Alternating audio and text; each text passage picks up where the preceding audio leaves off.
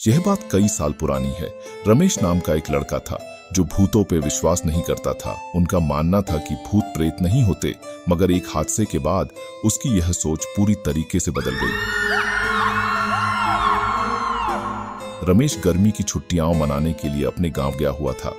जब पहले रमेश अपने गांव जाता था तो वहां पर वह अपनी छुट्टियां आराम से मनाता और वापस आ जाता था।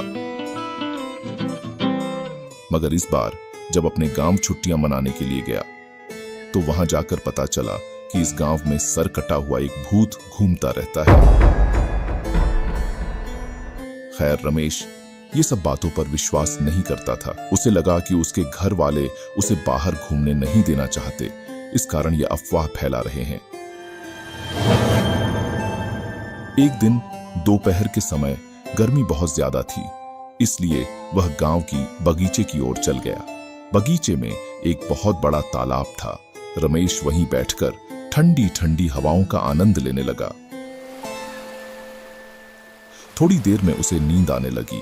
तभी उसके पास कोई आकर बैठ गया और उससे बात करने लगा। रमेश भी आधी नींद में उस आदमी से बात करने लगा। बातों ही बातों में उस आदमी ने रमेश का सारा अतीत उसे बता दिया। अपना अतीत किसी गांव के आदमी से सुन के रमेश की थोड़ी सी नींद खुली और उसने सामने बैठे आदमी की ओर देखा तो रमेश के होश उड़ गए, क्योंकि उस आदमी का सर था ही नहीं। एक ही झटके में उसकी नींद उड़ गई और उसकी आंखें खुल गई। तब तक वह आदमी भी वहां से गायब हो गया था।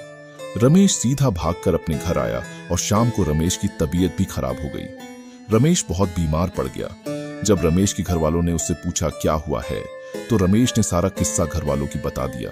उसके घर वाले पास के ही गांव से एक तांत्रिक को बुलाया। जब तांत्रिक ने उसका झाड़ फूंक किया, तब जाके रमेश की तबीयत में सुधार हुआ। उस घटना को सोचकर वह आज भी डर जाता है।